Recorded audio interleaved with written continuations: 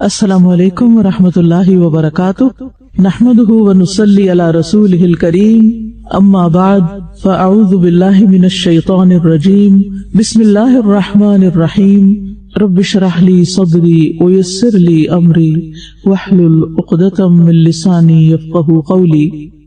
کچھ چیزیں ہوتی ہیں ہمارے حافظے میں ہوتی ہیں اور کچھ چیزیں ہوتی ہیں جو ہمارے عمل میں آ جاتی ہیں۔ کچھ باتیں صرف سوچ کی حد تک رہتے ہیں، کچھ باتیں احساس میں تبدیل ہو جاتی ہیں۔ تسبیح جو ہے وہ انسان کو ایک قوت عطا کرتی ہے، حوصلہ دیتی۔ اچھا آپ دیکھیے کہ جب ہم تسبیح کرتے ہیں، اللہ سبحانہ تعالیٰ کی پاکیزگی بیان کرتے ہیں، اور غم اور دکھ کی حالت میں جب ہم بار بار یہ سوچتے ہیں اللہ تعالیٰ میں کوئی عیب نہیں، اس کا ہر فیصلہ اچھا ہے، اس کا یہ فیصلہ بھی غلط نہیں، اس نے کوئی بھی کام غلط نہیں کیا، تو یہ احساس پھر ہمارے اندر کیا چیز پیدا کرتا ہے؟ اطمینان پیدا کر دیتا ہے، ہمیں تسلی ہو جاتی ہے کہ اللہ سبحانہ تعالیٰ جو کرتا ہے اچھا ہی کرتا ہے۔ اگر میرے ساتھ زندگی میں یہ ہو رہا ہے تو یہ میرے لیے اچھا ہی ہے، اس میں میرے لیے بھلائی ہے، اس میں میرے لیے خیر ہے، اور پھر کوئی شکوہ نہیں رہتا اللہ تعالیٰ سے۔ مثلا بارش زیادہ ہو گئی، تھوڑی فلڈنگ ہو گئی، اب آپ پریشان ہیں، میں یہاں سے چلوں گی کیسے؟ کیونکہ اس وقت آپ کیا سوچ کر پریشان ہو رہی ہیں؟ صرف اپنے بارے میں۔ کیا آپ نے پرندوں کے بارے میں سوچا کہ ان کو بھی پانی چاہیے کہیں؟ کیا آپ نے کھیتوں کے بارے میں سوچا کہ وہاں بھی ضرورت ہے، یا اس کے علاوہ بھی کوئی مصلحت ہو سکتی؟ اور اگر وہ چیز ہمارے لیے ایک وارننگ یا ایک سزا کے طور پر آئی ہے تو اس میں بھی آپ سمجھے کہ خیر ہے۔ اب دیکھیں کہ اس وقت ملک کی جو موجودہ حالت ہے بظاہر تو بہت تکلیف دہ ہے، لیکن کیا اس میں بھی کوئی خیر ہے؟ کوئی خیر نظر آئی آپ کو؟ کیا خیر؟ مثلا سب اکٹھے ہو گئے، کل تک جن کو برا بھلا کہہ رہے تھے آج ان کو اپریشیٹ کر رہے ہیں، ان کے شکر گزار ہو رہے ہیں، دعاؤں میں خشوع آ گیا، دھیان اللہ تعالیٰ کی طرف ہو گیا، اللہ تعالیٰ کی طرف رغبت ہو گئی ہے، آخرت کی فکر لگ گئی ہے، موت زیادہ یاد آنے لگ گئی ہے، اپنی ذمہ داریاں ادا کرنے اور اپنے قرض چکانے کی فکر ہو گئی ہے کہ کوئی پتہ نہیں کس وقت چل بسے، لہذا بہتر ہے جو کام کرنے والے ہیں وہ کر جائیں۔ زندگی میں ایک تیزی آ گئی ہے، تو اللہ کے ہر فیصلے میں خیر ہے، بس اللہ تعالیٰ ہمیں ہر شر سے محفوظ رکھے اور ہم سے ناراض نہ ہو۔ شکر گزاری کو، اللہ سبحانہ تعالیٰ کی تعریف کو ہمیں اپنا لائف سٹائل بنا لینا چاہیے۔ اٹھتے بیٹھتے چلتے پھرتے کھاتے پیتے آتے جاتے ہر حال میں، خوشی میں غم میں ہماری زبان پر الحمدللہ ہونا چاہیے۔ الحمدللہ کا کیا معنی ہے؟ ساری تعریفیں اللہ کے لیے ہیں۔ کیا مطلب ہے؟ ساری تعریفیں اللہ کے لیے۔ اگر کوئی میری تعریف کرتا ہے تو وہ بھی دراصل کس کی تعریف ہے؟ اللہ تعالیٰ کے لیے، کیونکہ جس وجہ سے کوئی میری تعریف کر رہا ہے دراصل وہ خوبی یا نعمت یا احسان دراصل کس کا ہے؟ اللہ سبحانہ تعالیٰ کا ہے۔ لہٰذا جو اوریجنیٹر ہے، جس نے اصل میں یہ سب کچھ دیا ہے، تو تعریف تو اسی کی طرف لوٹ کر جاتی ہے نا۔ تو جتنی بھی تعریفیں ہو رہی ہیں وہ دراصل سب کی سب اصل اس ذات کے لیے ہیں۔ اچھا، کسی کی تعریف ہم کب کرتے ہیں؟ نمبر 1، جب اس کی طرف سے ہمیں کوئی فائدہ پہنچتا ہے۔ اب سوچیں کہ اللہ سبحانہ تعالیٰ کی طرف سے ہمیں کوئی فائدے پہنچے۔ وَمَا بِكُم مِّن نِّعْمَةٍ فَمِنَ اللَّهِ، تمہارے پاس جو کچھ بھی ہے، کوئی بھی جو نعمت ہے، گنو تو بے شمار ہے، انگنت ہے، لیکن جو بھی ہے وہ کس کی طرف سے؟ اللہ کی طرف سے۔ لہٰذا تعریف بھی اسی کی، شکر اسی کا، الحمدللہ۔ دوسری وجہ ہم کسی کی تعریف کیوں کرتے ہیں؟ جب اس کے اندر کوئی خوبی ہوتی ہے، کوئی خوبصورتی ہوتی ہے، کوئی خوبی ہوتی ہے، تو پھر کیا ہوتا ہے؟ ہم کیا کرتے ہیں؟ اس کی تعریف کرتے ہیں۔ مثلا کوئی شخص بہت اسمائل کرتا ہے تو ہم کیا کرتے ہیں؟ اس کی تعریف کرتے ہیں کہ میں نے فلاں سے زیادہ کسی کو اسمائل کرنے والا نہیں دیکھا۔ اب اس کی اسمائل سے آپ کو کبھی فائدہ پہنچتا بھی کہ آپ بھی اسمائل کرنے لگتے، آپ کو فائدہ تو ہوتا ہے، لیکن کبھی ایسا بھی ہو سکتا ہے کہ وہ آپ کے سامنے نہیں کہیں اور اسمائل کر رہا ہے، تو پھر کیا ہے؟ تب بھی آپ اس کی تعریف کریں کیونکہ اس کے اندر یہ خوبی ہے۔ مثلا پھول، اس کو آپ دیکھتے ہیں تو خوبصورت ہے، اس کی خوبصورتی کی وجہ سے، اس کی اچھی صفت کی وجہ سے آپ کیا کرتے ہیں؟ اس کی تعریف کرتے ہیں۔ اچھا، ہو سکتا ہے کہ وہ پھول آپ کے لیے کسی فائدے کا نہ ہو، اگرچہ اللہ نے کوئی چیز بے فائدہ نہیں بنائی، لیکن براہ راست ابھی آپ کو کوئی فائدہ نہیں ہو رہا، صرف آپ اس کی خوبصورتی دیکھ کے خوش ہو رہے ہیں، تو اس کی بنا پر اس کی تعریف۔ تو اللہ سبحانہ تعالیٰ خوبصورت ہے، ان اللہ جمیل یحب الجمال، اور اس کے سارے نام کیسے نام ہیں؟ لہل اسماء الحسنى، اس کے سارے نام بڑے اچھے ہیں، بہت خوبصورت ہیں، بہت بہترین ہیں۔ تو جب اللہ کے سارے نام اچھے ہیں اور وہ خود بھی صاحب جمال ہے اور جمال کو پسند بھی کرتا ہے، یحب الجمال ہے، تو پھر ہمیں کیا کرنا چاہیے؟ اس کی تعریف کرنی چاہیے، ٹھیک ہے نا؟ تو جب آپ کو کوئی تکلیف پہنچے تو پھر آپ کو کرنا کیا ہے؟ ابھی میں نے یہ چیپٹر جو آپ کے لیے جمع کیا ہے، اس میں ٹائٹل ہے ہر حال میں اللہ تعالیٰ کی حمد و ثنا بیان کریں۔ اب کانٹیکسٹ ہے بیماری کا، بیماری ہو گئی ہے، اب اس میں آپ کو فائدہ تو نہیں کوئی پہنچ رہا بظاہر، اور بیماری تکلیف دہ چیز بھی ہے، تو اللہ کی تعریف کیوں کریں؟ اس یقین کی بنا پر کہ گناہ جھڑے میرا فائدہ ہی ہے اس میں۔ اچھا، اب آپ دیکھیں کہ جب آپ پر کوئی بھی تکلیف دہ سچویشن آئے تو آپ اللہ تعالیٰ کی نعمتیں یاد کرنا شروع کر دیں، اللہ تعالیٰ کے اچھے اچھے نام پکارنا شروع کر دیں۔ آج تک اللہ تعالیٰ نے زندگی میں آپ کو جو کچھ دیا ہے اس کے بارے میں سوچنا شروع کر دیں۔ یعنی ہے آپ تکلیف میں، لیکن ذہن آپ کا، دماغ آپ کا کیا سوچ رہا ہے؟ اچھی اچھی باتیں سوچ رہا ہے، پازیٹیو تھنکنگ۔ کچھ لوگ ہوتے ہیں تکلیف کے وقت صرف تکلیف ہی سوچتے رہتے ہیں، ہائے ہائے ہائے ہائے۔ کیا ہوتا ہے؟ تکلیف کم ہوتی ہے، زیادہ ہوتی ہے؟ زیادہ ہو جاتی ہے۔ تو حمد و ثنا کیوں؟ کیونکہ اب تک اس نے مجھ پر اتنے احسان کیے، اور یہ جو اس وقت میں جس سچویشن میں، اس میں بھی میرا اجر بڑھ رہا ہے، میرے گناہ جھڑ رہے ہیں، اور بے شمار فائدے جو ہم نے پہلے ذکر کیے۔ تکلیف کے موقع پر تکلیف والی باتیں نہیں کرنی، تکلیف کے موقع پر اچھی اچھی باتیں کرنی ہے، اچھی اچھی باتیں سوچنی ہے، اور اچھے کلمات وہ ہے جو ہم نے یہاں اللہ سبحانہ وتعالیٰ کی تعریف کے جمع کیے ہیں۔ اور ہو سکتا ہے کوئی سوچے، کوئی ایک نیا شخص کتاب کھولے، جی لکھا ہے شفا کی دعائیں، اور آگے لکھا سبحان اللہ و بحمدہ، یہ کیا بات ہوئی؟ یہ کوئی دعا ہے؟ دعا ہے کون سی والی؟ دعائے عبادت۔ یاد رہے گا، یہاں نہ کہیں کونے میں لکھ دیں دعائے عبادت، تاکہ کوئی آپ سے کہے، آپ مثلا کتاب کسی مریض کو گفٹ کرتے ہیں اور وہ کھولتا ہے تو کہتا ہے یہ اس میں میرے لیے تو کوئی دعا نہیں ہے، تو لکھا ہے سبحان اللہ، اللہ کی تعریف اور یہ سب۔ تو آپ اس کو بتائیں دعا دو طرح کی ہوتی۔ آپ دیکھیں کہ ایوب علیہ السلام نے کون سی دعا مانگی تھی؟ دعائے عبادت۔ انہوں نے کیا کہا تھا؟ انی مسنی الضر وانت ارحم الراحمین۔ اللہ کی بس تعریف کر دی، اور اس کو کہاں لکھا جاتا ہے؟ دعاؤں میں لکھا جاتا ہے۔ یہ دعائے مسئلہ تو کوئی نہیں، یہ دعائے عبادت ہے۔ یعنی جب آپ اللہ تعالیٰ کی تعریف کرتے ہیں، یا اللہ تعالیٰ کی کوئی عبادت کرتے ہیں، یا اللہ تعالیٰ کا ذکر کرتے ہیں، یا تعریف کے کوئی کلمات پڑھتے ہیں، تو یہ ساری کی ساری دعا ہی ہے، ٹھیک ہے؟ جب آپ یہ پڑھیں گے تو گویا آپ دعا ہی کی حالت میں ہوں گے، لیکن یہ دعا دعائے عبادت ہوتی ہے۔ یعنی ہم ڈائریکٹلی کچھ نہیں مانگ رہے، انڈائریکٹلی تعریف کر رہے ہیں۔ مثلاً آپ کو اپنی امی سے کچھ چاہیے، دو طریقے ہیں لینے کے۔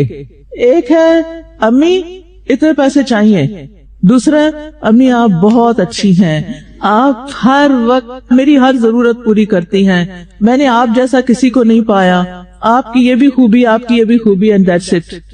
اس کا کیا مطلب ہے آپ کا یہ ساری باتیں کرنے کا؟ کیوں تعریفیں کر رہے ہیں امی کی؟ کچھ چاہیے نا؟ تو امی آگے سے کیا کہتی ہیں؟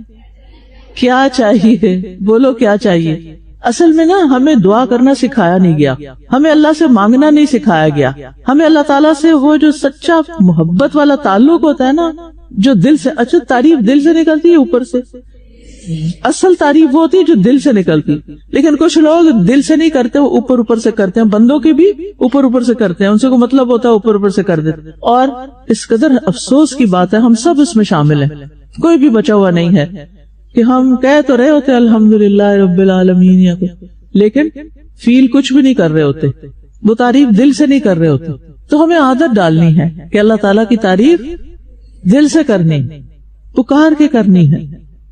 آج کی دعا سبحان ربی وبحمدہ، سبحان ربی وبحمدہ۔ پاک ہے میرا رب اور اسی کے لیے سب تعریف ہے۔ اس میں کیا نظر آ رہا ہے؟ وہ کون سی چیز پوری ہو رہی ہے دعا کرنے کی؟ ہم نے شروع میں بات کی تھی نا کہ دعا مانگنے میں کیا کرے؟ اصرار اور تکرار، یاد ہے آپ کو؟ تو یہاں کیا ہے؟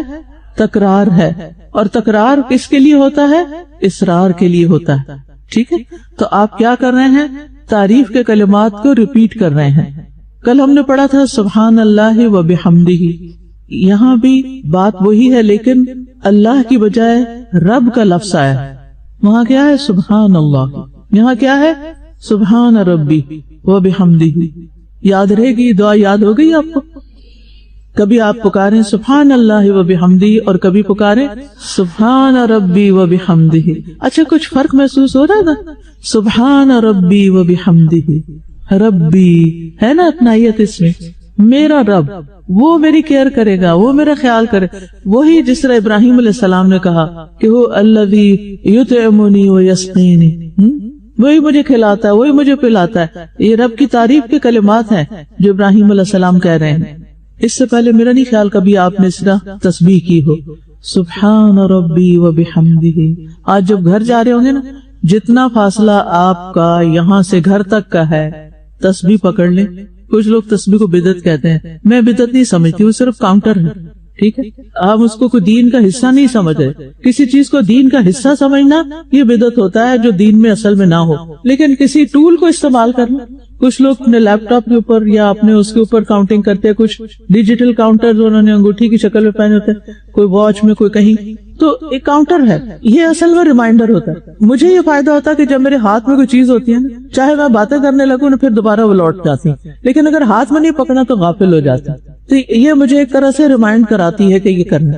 اگر آپ کے پاس تسبیح ہے تو ٹھیک ہے، اگر نہیں تو آپ بک شاپ سے دیکھیں، اگر ہے وہاں تو ٹھیک ہے، اگر ان کے پاس بھی نہیں تو وہ ذرا آگے کہیں اور پتہ کریں اور مسئلہ حل کریں. ٹھیک ہے، یا گھر میں کوئی پڑی ہوگی، کسی کی رکھی ہوئی ہوگی، وہ اجازت سے اٹھا لیں، چپے سے نہیں، ورنہ دادا ابو کہیں ڈھونڈتے رہیں کہ وہ تو میں پڑھتا تھا، پڑھا کرتا تھا، اب وہ موبائل آ گیا ہے تو وقت نہیں رہا.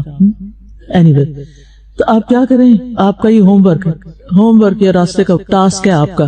آپ نے یہ تکرار کرتے رہنا سبحان ربی و بحمدہ، سبحان ربی و بحمدہ، سبحان ربی و بحمدہ. آپ دیکھیں کہ گھر جانے تک آپ کی ساری تھکاوٹ اتری بھی ہوگی، آپ فریش ہو چکے ہوں گے. پھر اگر کسی کو یہ نعمت ملے تو مجھ سے شیئر بھی کرے، ہاں ہم فریش ہو گئے تھے. نبی صلی اللہ علیہ وسلم کے پاس حضرت فاطمہ رضی اللہ تعالی عنہا آتی ہیں، اپنی مشکل بیان کرتی ہیں، مسئلہ بیان کرتی ہیں. کیا مسئلہ تھا ان کا؟ سارا دن کام کرتی ہیں، چکی پیستی ہیں، بچوں کو سنبھالتی ہیں، کھانا پکاتی ہیں، گھر صاف کرتی ہیں، سارے کام ان کو ہی کرنے پڑتے ہیں. تو ان کو چاہیے تھا کوئی غلام، کوئی مددگار. آپ نے ان کو کیا دیا؟ تسبیحات فاطمہ، کہ اگر تم یہ پڑھ لو گی تو کیا ہوگا؟ تمہاری ساری تھکاوٹ اتر جائے گی. تو تسبیح پڑھنے سے تھکاوٹ بھی اترتی. تو بیماری میں بھی ایک تھکاوٹ ہوتی ہے نا، جسم ٹوٹتا ہے، انسان کے اندر ریسٹ نہیں ہوتا، انسان بے قرار ہوتا ہے. امن یجیب المضطر، تو اس بے قراری کو بھی یہ تسبیح دور کرتی ہے. ٹھیک ہے، سبحان ربی و بحمدہ، سبحان ربی و بحمدہ. اگر خوف آئے دل میں، پتہ نہیں کب حملہ ہو جائے، کیا ہو جائے، سبحان ربی و بحمدہ، سبحان ربی و بحمدہ. حل تو اسی میں نا کہ اللہ کو پکاریں، اللہ سے مدد مانگیں، استغفار کریں. پریشان ہونے سے تو کچھ نہیں ہوتا. اب ان کلمات کی فضیلت کیا ہے؟ ابو ذر رضی اللہ عنہ سے روایت ہے کہ رسول اللہ صلی اللہ علیہ وسلم نے ان کی عیادت کی یا انہوں نے رسول اللہ صلی اللہ علیہ وسلم کی عیادت کی. راوی کو ذرا شک ہے اس میں. آپ دیکھیں اتنی آنےسٹی ہے کہ راوی بتا رہا ہے کہ یا یہ کہا یا یہ کہا، لیکن موقع عیادت کا ہی تھا. انہوں نے عرض کیا میرے ماں باپ آپ پر قربان، اے اللہ کے رسول صلی اللہ علیہ وسلم، کون سا کلام اللہ عز و جل کو زیادہ پسند ہے؟ آپ نے فرمایا وہ کلام جو اللہ نے اپنے فرشتوں کے لیے منتخب فرمایا ہے، اور وہ ہے سبحان ربی و بحمدہ، سبحان ربی و بحمدہ. فرشتے اڑتے بھاگتے دوڑتے کام کرتے ساتھ کیا کرتے ہیں؟ تسبیح کرتے رہتے ہیں، یہ پڑھتے رہتے ہیں. تو ہمیں بھی اپنے کام کاج کے دوران تسبیح کرتے رہنا چاہیے. یہ ایک بہترین عمل ہے. اس طرح ہم ہر وقت اپنے آپ کو ذکر میں مشغول رکھتے ہیں. اس سے انسان کے درجات بلند ہوتے ہیں، گناہ مٹتے ہیں، مشکلات حل ہوتی ہیں. اور ویسے بھی فاذکرونی اذکرکم، اگر ہم اللہ کو یاد رکھیں گے، اپنے رب کو یاد رکھیں گے، تو رب بھی ہمیں یاد رکھیں گے. اور رب کو کب یاد رکھنا چاہیے؟ نعمت میں بھی، خوشحالی میں بھی، دکھ میں بھی، تکلیف میں بھی، مصیبت میں بھی، ہر حال میں رب کو یاد رکھنا ہے. نبی صلی اللہ علیہ وسلم ہر حال میں رب کو یاد کرتے تھے. کان یذکر اللہ فی کل حین. نبی صلی اللہ علیہ وسلم نے فرمایا، اللہ تعالیٰ فرماتا ہے میں اپنے بندے کے ساتھ ہوتا ہوں جب تک وہ مجھے یاد کرتا ہے اور میری یاد میں اپنے دونوں ہونٹ ہلاتا ہے. صرف دل میں نہیں سوچنا، بلکہ کیا کرنا ہے؟ منہ سے بولنا ہے. اگر ہلکی ہلکی آواز بھی ہو اکیلے میں تو ٹھیک ہے، اس سے ذرا اپنے آپ کو سناتا ہے نا انسان، وہ بھی اچھا فیل ہوتا ہے. لیکن اگر اور لوگ بیٹھے ہو تو ان کو ڈسٹرب نہیں کرنا، پھر اپنا اپنا پڑھ لینا ہے دل میں. پھر آپ دیکھیے کہ یہ جو تسبیح ہوتی ہے نا، یہ اللہ سبحانہ وتعالیٰ کے عرش کے گرد چکر لگاتی ہے. جی ہاں، رسول اللہ صلی اللہ علیہ وسلم نے فرمایا، بے شک تم لوگ اللہ کی عظمت کا جو ذکر کرتے ہو، یعنی التسبیح والتحلیل والتحمید، یعنی یہ الفاظ کہتے ہو سبحان اللہ، الحمدللہ، لا الہ الا اللہ، وہ عرش کے ارد گرد چکر لگاتے ہیں. کبھی آپ نے سوچا جو میں بول رہی ہوں وہ اوپر چکر لگا رہا ہے؟ ان کلمات کی ایسی بھنبھناہٹ ہوتی ہے جیسے شہد کی مکھیوں کی بھنبھناہٹ. یہ کلمات اپنے ذکر کرنے والے کی اللہ کے ہاں یاد دلاتے ہیں. اللہ آپ کا فلاں بندہ آپ کو یاد کر رہا ہے. کیا تم میں سے کوئی یہ پسند نہیں کرتا کہ اس کے لیے کوئی ایسا ہو جو یاد کراتا رہے؟ یہ ہمیشہ اللہ کے ہاں اس کی یاد دلائی جاتی رہے. ہم چاہتے ہیں نا. تو یہ کلمات کہاں پہنچتے ہیں؟ عرش تک پہنچتے ہیں. اور اس سے پھر ہمیں کیا ملتا ہے؟ قوت ملتی ہے، قوت ملتی ہے، تکلیف دور ہوتی ہے، تھکاوٹ اترتی ہے. ذکر کے ساتھ آپ وہ کام کر سکتے ہیں جس کا اس کے بغیر آپ تصور بھی نہیں کر سکتے. ذکر کے کرنے کی قوت کی وجہ سے آپ ایسے ایسے کام کر جاتے ہیں جو آپ خود بھی حیران ہوتے کہ میں نے کیسے کر لیا. بظاہر آپ کو اپنی ہمت طاقت میں نظر نہیں آ رہے ہوتے. مثلا آپ یہاں سے گھر جاتے ہیں، کھانا ہی نہیں پکا ہوا کیونکہ امی کی طبیعت خراب ہے. امی کہتے بیٹا جلدی سے کھانا پکا دو. آپ کا موڈ آف ہو جاتا ہے. اتنا میں پڑھ کے آئی ہوں، اتنی مشقت کر کے، اب کھانا بھی میں پکاؤں، میں ہی کیوں رہ گیا، فلاں کو کیوں نہیں کہہ دیا، آرڈر کیوں نہیں کر لیتے، یہ کیا نہیں. کیا کرنا ہے؟ تسبیح شروع کر دینا اور ساتھ کام شروع کر دینا. وقت میں برکت ہو جائے گا، کام جلدی ہو جائے گا انشاءاللہ. اب یہ جو دعا ہے نا، اس میں سب سے پہلے تو سبحانہ کا لفظ آیا ہے.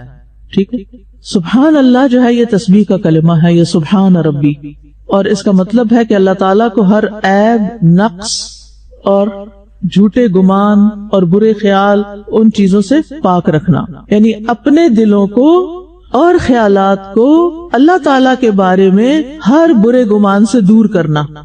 شیطان اس میں سے ڈالتا ہے نا. کبھی آپ کو اللہ تعالیٰ کے بارے میں شیطان نے کوئی برا خیال ڈالا؟ میں نہیں پوچھتی کیا ڈالا، نہیں، صرف ریکال کرے کہ کبھی آپ کے دل میں کوئی برا خیال آتا ہے نا. کچھ لوگوں کو تو بیچاروں کو بہت پریشانی ہوتی ہے، بہت برے خیال آتے ہیں، بڑی مشکل سے جان چھڑاتے ہیں. ایاک نستعین میں دعائیں لکھی ہوئی ہیں، بہت فائدہ مند ہیں. لیکن اس آزمائش میں ہر شخص مبتلا ہوتا ہے. کیا کہ شیطان اس کے دل میں وسوسے ڈالتا ہے، اللہ تعالیٰ کے بارے میں برے خیال ڈالتا ہے.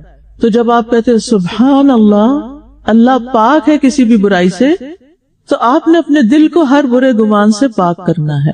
پھر اسی طرح ہم اللہ سبحانہ وتعالیٰ کو ان ساری باتوں سے پاک قرار دیتے ہیں جو مشرکین اور دیگر لوگ جو ہیں اللہ تعالیٰ کے بارے میں سوچتے ہیں کہ نعوذ باللہ اللہ تعالیٰ کا کوئی بیٹا ہے، یا اللہ کی کوئی بیوی ہے، یا اللہ کا کوئی شریک ہے. ہم اللہ تعالیٰ کو ان ساری چیزوں سے پاک قرار دیتے ہیں. سورۃ صافات آیت نمبر 158 اور 159 میں آتا ہے، اور انہوں نے اس کے اور جنوں کے درمیان ایک رشتہ داری بنا لی کہ جن اللہ کے رشتہ دار ہیں. کتنی نامعقول بات ہے. حالانکہ جنوں نے جان لیا تھا کہ بے شک وہ ضرور حاضر کیے جائیں گے، ان کا حساب ہوگا. سبحان اللہ عما یصفون، پاک ہے اللہ ان باتوں سے جو یہ بیان کرتے ہیں، پاک ہے اللہ ان سب باتوں سے جو یہ بیان کرتے ہیں. سورۃ الحشر میں آتا ہے سبحان اللہ عما یشرکون، پاک ہے اللہ ان سے جنہیں وہ شریک ٹھہراتے ہیں. ابن عباس کہتے ہیں سبحان اللہ کہنا اللہ عز و جل کو ہر برائی سے پاک قرار دینا. ابو عبیدہ کہتے ہیں سبحان اللہ، اللہ کی پاکی اور ہر بری چیز سے اس کی لا تعلقی ہے. یعنی وہ ہر بری چیز سے لا تعلق ہے، اس سے کوئی تعلق واسطہ ہی نہیں ہے. ایک شخص ابن عباس کے پاس آیا، کہنے لگا لا الہ الا اللہ ہم جانتے ہیں کہ اس کے سوا کوئی معبود نہیں، الحمدللہ کو ہم جانتے ہیں کہ تمام نعمتیں اس کی طرف سے ہیں اور اس وجہ سے وہ قابل تعریف ہے، اللہ اکبر کو ہم جانتے ہیں کہ اس سے بڑا کوئی نہیں، تو سبحان اللہ کیا ہے؟ تو انہوں نے سوال کیا کہ سبحان اللہ پھر کیا ہے، یعنی اس کا مطلب بتا دیجئے. ابن عباس نے فرمایا یہ وہ کلمہ ہے جسے اللہ عز و جل نے اپنے لیے پسند کیا ہے اور اس کے ساتھ فرشتوں کو حکم دیا ہے، اور اس سے اس کی مخلوق میں سے نیک لوگ گھبرا جاتے ہیں. یعنی جب اللہ تعالیٰ کی اس انداز میں بڑائی بیان کی جاتی ہے اور جب انسان کے اوپر کوئی گھبراہٹ طاری ہوتی ہے اور وہ اس کلمے کو پڑھتا ہے تو اس کو اس سے فائدہ ہوتا ہے. کیوں گھبراتے؟ کیونکہ تسبیح میں اس کے جلال کی تعظیم ہے. ٹھیک ہے، یعنی یہ ایسا ذکر ہے جس سے اللہ تعالیٰ کی تعریف کی جاتی ہے، تعظیم بیان کی جاتی ہے. اور سبحان اللہ ایک ایسا کلمہ ہے جو مخلوق میں سے کسی نے اس کو اپنانے کی ہمت نہیں کی. آپ دیکھیں کوئی انسان بڑے سے بڑا، کوئی بادشاہ، کوئی وزیر، کوئی فلاسفر، کوئی شاعر، کوئی ڈاکٹر، کوئی سائنٹسٹ، کوئی کہہ سکتا ہے میں بالکل پاک ہوں. ہم کہتے ہیں سبحان اللہ، اللہ تعالیٰ ہر عیب سے پاک ہے. کیا ہم کہہ سکتے ہیں یہ میرا بیٹا تو ہر عیب سے پاک ہے؟ کہہ سکتے؟ یہ کلمہ مخلوق میں سے کسی کو بھی زیب نہیں دیتا. فلاں بادشاہ ہر عیب سے پاک ہے، فلاں کوئی بھی نہیں. یہ صفت کس کے لیے ہے؟ صرف اللہ سبحانہ وتعالیٰ کے لیے. سبحان اللہ. ٹھیک ہے. اور پھر یہ بھی کہ جب ہم سبحان اللہ کہتے ہیں تو اس میں ان تمام چیزوں سے پاک قرار دیتے ہیں وہ ساری باتیں کہ جو اللہ تعالیٰ کے لیے بیان نہیں ہونی چاہیے، جو اس کے ادب کے خلاف ہیں، جو اس کی شان کے خلاف ہیں، جو اس کے مقام کے خلاف ہیں. یاد رہے گی یہ بات؟ یا اللہ ہم آپ کو ان تمام چیزوں سے پاک قرار دیتے ہیں جو کسی بھی طرح آپ کی شان کے مناسب نہیں. کیونکہ بعض اوقات ہم جاہل انسان ایسی باتیں زبان سے نکال لیتے ہیں جلد بازی میں، شیطان کے تسلط سے، ماحول اور دوستوں کے وجہ سے، کہ جو اللہ تعالیٰ کی شان کے موافق نہیں ہوتی. بعض اوقات ہم اللہ تعالیٰ کو انسانوں جیسا سمجھ لیتے ہیں. کبھی آپ نے یہ بات سنی؟ یہ ایک قضیہ پیش کرتے ہیں، اچھا یہ بتائیے کہ اللہ تعالیٰ سب کچھ کر سکتا ہے؟ ہم کہتے ہیں ہاں سب کچھ کر سکتا ہے. اچھا کیا اللہ تعالیٰ کوئی چیز اپنے سے بھی بڑی بنا سکتا؟ ایسی بات کبھی سنی کسی نے آپ میں سے؟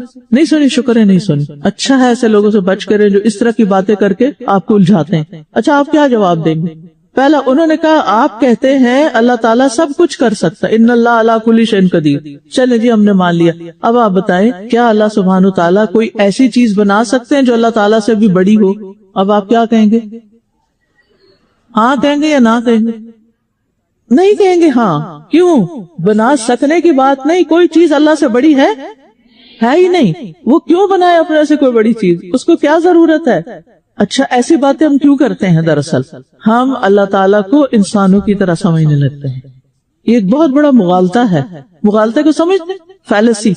اس طرح کر کے لوگ آپ کو الجھاتے ہیں اور دین سے متنفر کرتے ہیں. تو آپ نے ہوشیار رہنا ہے. جب بھی کوئی اللہ تعالیٰ کے بارے میں ایسی بات کرے کہ جو آپ کو سمجھ نہ آئے کہ اس کا کیا جواب ہو سکتا ہے، تو آپ کہیں سبحان اللہ. اللہ سبحانہ تعالیٰ انسانوں کی طرح نہیں ہے. جب ہم اس کو انسانوں کی طرح سمجھتے ہیں نا اور انسانوں والی صفات اس میں دیکھتے ہیں تو پھر ہمیں شکوک و شبہات پیدا ہوتے ہیں. وہ یہ کر سکتا ہے یا نہیں، وہ پکڑے گا وہ نہیں پکڑے گا، وہ عذاب دے سکتا ہے نہیں دے سکتا، وہ جنت بنا سکتا نہیں بنا سکتا. بھائی وہ اللہ ہے، آپ اللہ کو پہلے اللہ تو مانے. لیسا کمثلہ شیء، اس جیسی تو کوئی چیز نہیں، تو اس سے بڑی کوئی چیز کیوں ہوگی؟ وہ سب سے بڑا ہے. جب ہم نے مان لیا کہ وہ سب سے بڑا ہے تو پھر اس سے بڑی تو کوئی چیز کا ہم تصور ہی نہیں کر سکتے، ہو ہی نہیں سکتی، وہ چیز نہیں ہو سکتی. اللہ کے لیے کوئی کام کرنا مشکل نہیں. تو تسبیح تعظیم بجا لاتی، تسبیح تعظیم کو لازم کرتی ہے. یوں لکھ لیں، تسبیح تعظیم کو لازم کرتی ہے. اچھا آپ کو میں نے کام دیا تھا نا ریفلیکشن کا، ماشاءاللہ کچھ لوگوں کے ریفلیکشن اتنے اچھے ہیں، الحمدللہ. I appreciate you. اور مجھے نہیں پتا تھا کہ آپ کے اندر اتنا ٹیلنٹ ہے اور آپ اپنے قلم سے، اپنے خیالات سے، اپنی لکھنے کی پاور سے کتنے لوگوں کو فائدہ پہنچا سکتے ہیں. تو جن لوگوں کے ریفلیکشن مجھ تک پہنچے ہیں وہ میں نے اپنے چینل پہ اپلوڈ کر دیے ہیں. اب آپ کا آگے کام ہے ان کو پڑھیں، دیکھیں آپ کے ساتھیوں نے کیا لکھا ہے اور اس کو پھر آگے شیئر بھی کریں. اچھا اچھی بات شیئر کرنے کا فائدہ کیا ہوتا ہے؟ خیر پھیلتی ہے. یہ تو ایک فائدہ ہے سمپل سا. ایک اور فائدہ بھی ہوتا ہے، پھر ہماری اس سے ایک آئیڈینٹی بنتی کہ ہم خیر پھیلانے والے لوگ. پھر ہم کوئی فضول سی میم نہیں شیئر کریں گے. کیوں؟ جب امر بالمعروف کرتے ہیں تو کیا ہوتا ہے؟ نہی عن المنکر خود پہ ہو جاتا ہے کہ میری زبان سے تو قرآن نکلتا ہے، میں گالیاں کیسے دے سکتی؟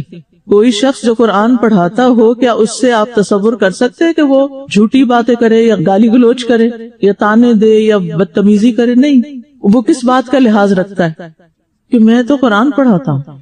دیکھیے، جب آپ قرآن پڑھاتے ہیں تو اس کی جو وائبریشن ہوتی ہے، اس کی جو تاثیر ہوتی ہے، جس سے فضا میں خیر آتی ہے، برکت آتی ہے، وہ ایک الگ چیز ہے۔ فرشتے اس کو چپٹ لیتے ہیں۔ آپ کو پتہ نہیں کہ جب نماز میں بندہ اللہ کا ذکر کرتا ہے تو ایک فرشتہ کیا کرتا ہے؟ اس کے منہ پہ منہ رکھ لیتا ہے اور وہ ذکر اس سے ڈائریکٹ لے رہا ہوتا ہے۔ کتنی حیرت انگیز بات ہے نا۔ لیکن جب کوئی جھوٹ بولتا ہے تو فرشتہ کیا کرتا ہے؟ کئی میل دور چلا جاتا ہے، اس کو اسمیل آتی ہے۔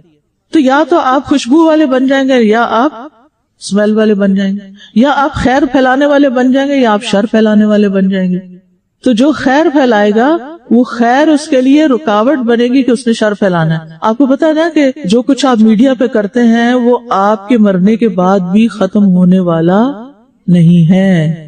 پہلے تو یہ ہوتا تھا نا کہ لوگ مر جاتے تھے، کتابیں لکھتے تھے، کتابیں بھی ختم ہو جاتی تھی، جل جاتی تھی، بارش میں بھیگ جاتی تھی، مٹ جاتی تھی، ضائع ہو جاتی تھی، تحریر مٹ جاتی تھی، کچھ بھی ہو جاتا تھا۔ اب تو بڑا خطرناک دور ہے۔ آپ کو پتا کہ جب کوئی فوت ہوتا ہے نا، مجھے اطلاع ملتی فلاں فوت ہو گیا، اور اگر وہ میرے جاننے والوں میں سے تو میں جا کے اس کی چیٹ پر اس کی آڈیو سنتی، اس نے مجھ سے آخری بات کیا کی تھی، اس کا رویہ کیا تھا، وہ کیا سوچتا تھا، کیا کہتا تھا۔ ایسے ہی ہمارے ساتھ بھی ہونے والا ہے۔ آپ کو پتا نا جب کوئی بڑا فیمس شخص، اسکالر وغیرہ کوئی فوت ہوتا ہے تو لوگ بعد میں کیا کرتے ہیں؟ لا کے اس کی ویڈیوز شیئر کر رہے ہوتے ہیں، انہوں نے اس موقع پہ یہ کہا، فلاں سے یہ بات کی، فلانا فلانا فلانا۔ اب اگر ہم نے اچھی باتیں کی ہوں گی تو لوگ بھی اچھی گواہیاں دیں گے، فرشتے بھی اچھی گواہیاں دیں گے اور وہ ہمارے اعمال نامے میں شامل ہوتے جائیں گے۔ اور اگر ہم غلط باتیں پھیلا رہے ہیں، غلط باتیں کر رہے ہیں، آپ دیکھیں کہ اس وقت جو ملک پر حال ہے، یعنی کہ ایک آزمائش کا وقت ہے، تو کیا اس میں میمز بنانی چاہیے، ہنسی مذاق کرنا چاہیے، اس ساری سچویشن کو کھیل تماشا بنا لینا چاہیے، یا اس وقت اللہ کی طرف رجوع کرنا چاہیے، اپنے گناہوں کی معافی مانگنی چاہیے، اللہ سے دعائیں کرنی چاہیے، اپنی آگے عاقبت کی فکر کرنی چاہیے۔ لیکن لوگ غفلت میں سوئے ہوئے ہیں، اور ہو سکتا ہے کہ دور پار ہم بھی اس کو ایسے ایک جوک سمجھ کے ہم بھی وہی کر رہے ہوں۔ کیا یہ ہمارے حق یا خلاف لکھی نہیں جائیں گی باتیں؟ لکھی جائیں گی۔ اللہ نے قلم کی قسم کھائی ہے، اپنے قلم کو کہاں استعمال کریں؟ خیر کی بات میں استعمال کریں، اور اس خیر کو پھیلانے والے بنے، اور اس خیر کو پھیلانے میں ایک دوسرے سے تعاون کرنے والے بنے۔ کبھی نہ ڈریں اور گھبرائیں کہ میری دوست سے میرے پیچھے پڑ جائیں گے اگر میں نے خیر کی بات کی۔ پڑ جاتے ہیں بعض اوقات۔ پچھلے دنوں معانی القرآن کے ریفلیکشنز آ رہے تھے اور لیکچرز آ رہے تھے، تو کچھ لوگوں نے اسی طرح اپنے پروفیشنلز کے گروپ میں شیئر کیا، کسی نے خاندان میں شیئر کیا، کچھ خاندان بالکل ایک اور عقیدے کے، تو کافی بیک لیش ہوا، اور انہوں نے واپس مجھے کہا ہم کیا کریں، ہم تو خیر پھیلا رہی ہے، ہماری تو شامت آ گئی ہے، اب ہم کیا کریں؟ خیر اس کا بھی حل ہوتا ہے، کوئی چیز ایسی نہیں جس کا حل نہ ہو۔ میں نے ان کو سمجھایا جو سمجھانا تھا۔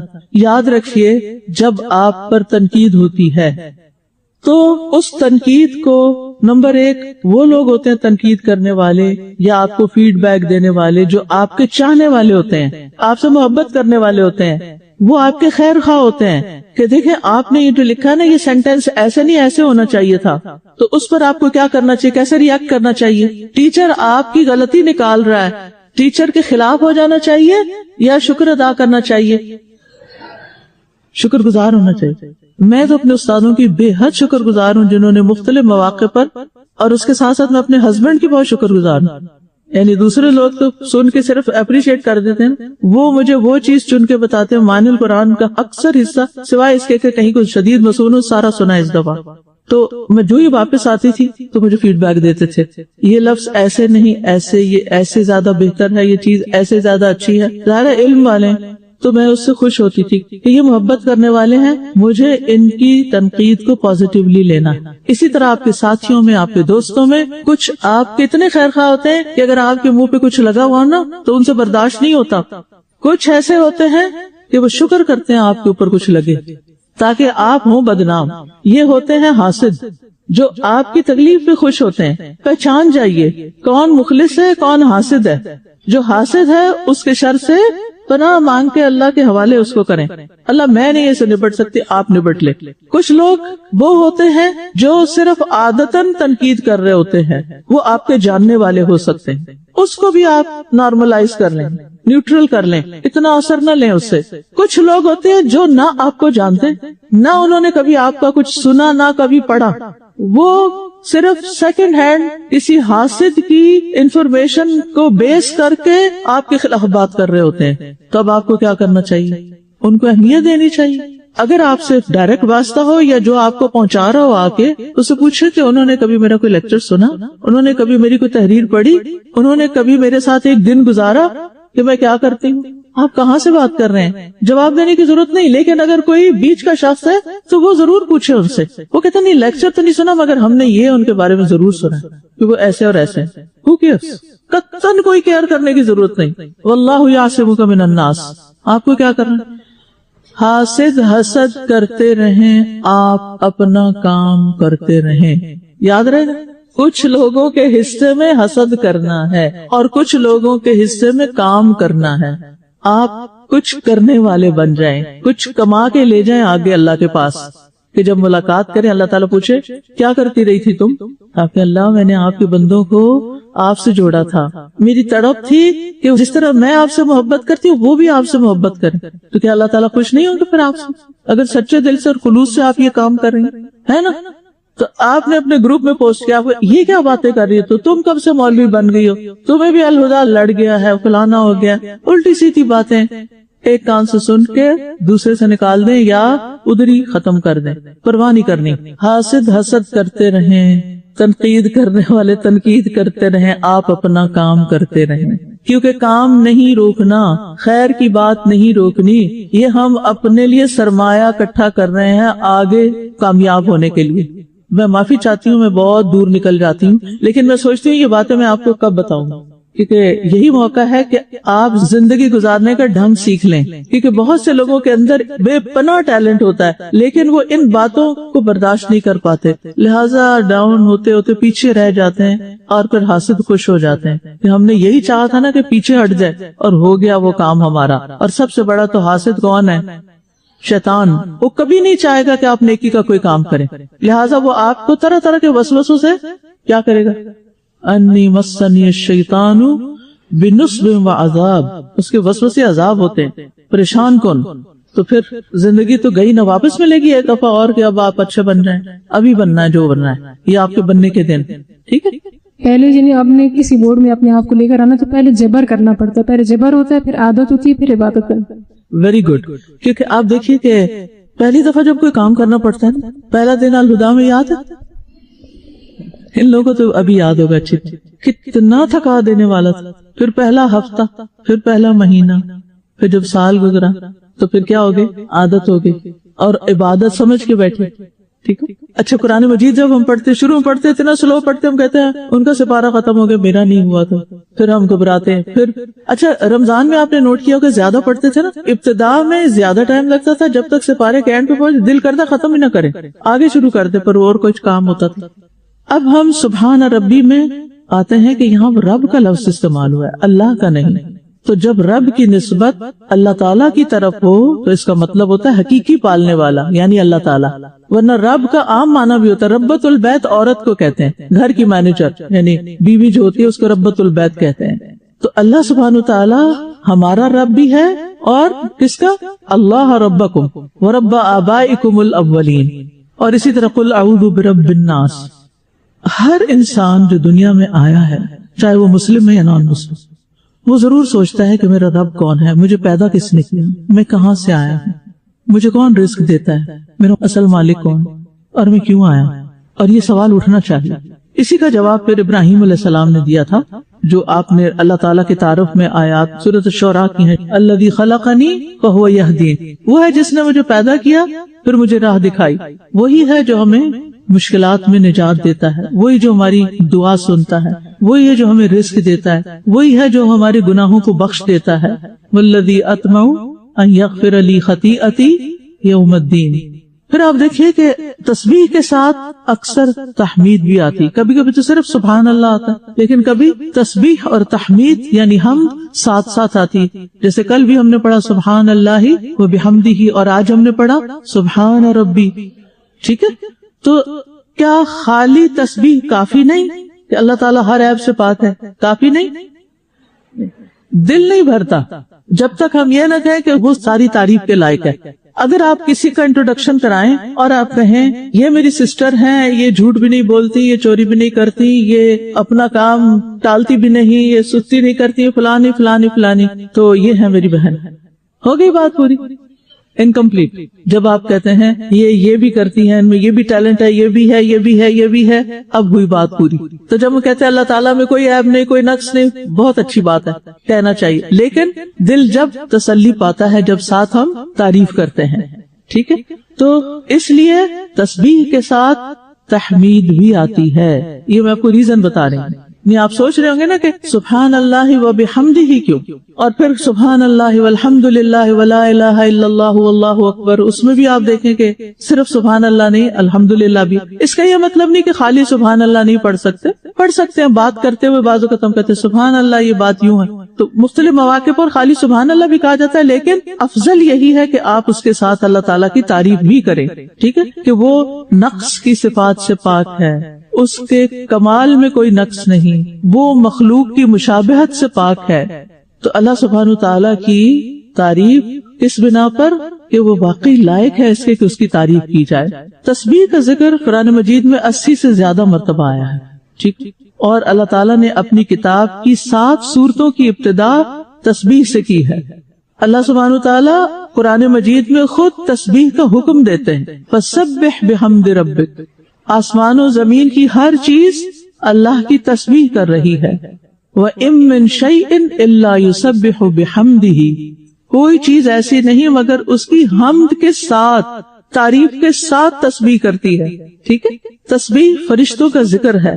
موسیٰ علیہ السلام نے تسبیح کے لیے اپنا بھائی مانگا تھا کہ اس کو میرا مددگار بنائے. سورۃ طٰہٰ آیت 30 سے وَاجْعَل لِّي وَزِيرًا مِّنْ أَهْلِي هَارُونَ أَخِي اشْدُدْ بِهِ أَزْرِي وَأَشْرِكْهُ فِي أَمْرِي كَيْ نُسَبِّحَكَ كَثِيرًا وَنَذْكُرَكَ كَثِيرًا اِنَّكَ كُنْتَ بِنَا بَصِيرًا. اور میرے گھر والوں میں سے کوئی میرا مددگار بنا دیجئے، ہارون کو جو میرا بھائی ہے اس کے ساتھ میری پشت مضبوط کر دیجئے اور اسے میرے کام میں شریک کر دیجئے تاکہ ہم کثرت سے تیری تسبیح بیان کریں.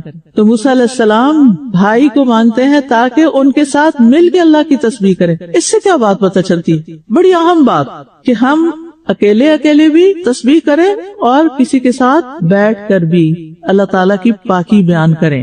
زکریا علیہ السلام کو جب ہر بات سے منع کر دیا گیا تھا، اللہ تکلم الناس ثلاثۃ ایام الا رمزا، کہ تم نے لوگوں سے اشارے کے سوا کوئی کلام نہیں کرنا. وَاذْكُرْ رَبَّكَ كَثِيرًا وَسَبِّحْ بِالْعَشِيِّ وَالْإِبْكَارِ، اور اپنے رب کا ذکر کثرت سے کرنا اور صبح شام اس کی تسبیح کرنا. باقی ذکر کا نہیں بتایا کون سا ذکر، لیکن تسبیح کا یہاں بتایا گیا. پھر اسی طرح یہ ہے کہ ایمان والوں کی علامت ہے. سورۃ السجدہ کی آیت نمبر 15 میں آتا ہے، ہماری آیات پر تو وہی لوگ ایمان لاتے ہیں کہ جب انہیں ان کے ساتھ نصیحت کی جاتی ہے تو وہ سجدہ کرتے ہوئے گر پڑتے ہیں اور اپنے رب کی حمد کے ساتھ تسبیح کرتے ہیں اور وہ تکبر نہیں کرتے. ٹھیک ہے، اہل ایمان کو صبح و شام تسبیح کا حکم ہے. وَسَبِّحُوهُ بُكْرَةً وَأَصِيلًا. نبی صلی اللہ علیہ وسلم کثرت کے ساتھ یہ کلمات پڑھتے، سبحان اللہ وبحمدہ، استغفر اللہ واتوب الیہ. تسبیحات تمام مخلوق کے رزق کی کنجی ہے. اگر رزق میں تنگی ہو تو کیا کریں؟ تسبیح کریں. جی کون سی تسبیح؟ سبحان اللہ وبحمدہ. حضرت نوح علیہ السلام کی وفات کا وقت جب قریب آیا تو انہوں نے اپنے بیٹے سے فرمایا کہ میں تمہیں ایک وصیت کر رہا ہوں، سبحان اللہ وبحمدہ کا ورد کرتے رہنا، کہ یہ ہر چیز کی نماز ہے اور اس کے ذریعے مخلوق کو رزق ملتا ہے. اچھا، صحت بھی کیا ہے؟ رزق ہے. تو صحت کے لیے بھی کیا پڑھے؟ تسبیح پڑھے. اہل جنت بھی اللہ تعالیٰ کی تسبیح کریں گے. دعواہم فیہا سبحانک اللہم. ان کی پکار، ان کی دعا اس جنت میں یہ ہوگی، اے اللہ تو پاک ہے. صحیح بخاری میں آتا ہے یسبحون اللہ بکرۃ وعشیا. جنت میں بھی اہل جنت صبح و شام اللہ کی تسبیح میں مشغول رہا کریں گے. لیکن وہ تسبیح کیسے ہوگی؟ ان کے سانسوں میں الہام کر دی جائے گی. نبی صلی اللہ علیہ وسلم نے فرمایا ان کو تسبیح اور حمد اسی طرح الہام کر دیے جائیں گے جس طرح سانس کو الہام کر کے فطرت میں شامل کر دی. عادت بن گیا ہماری سانس لینا.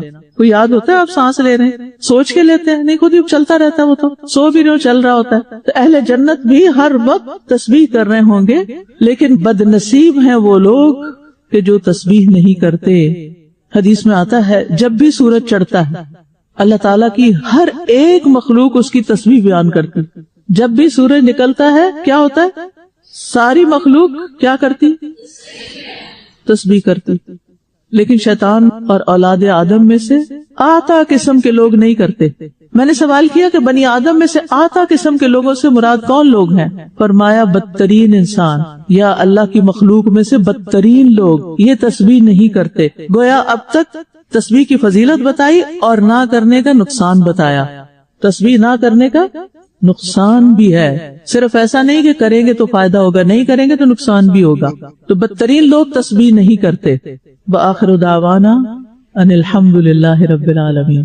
سبحانک اللہم و بحمدک اشہد ان لا الہ الا انت استغفرک و اتوب الیک.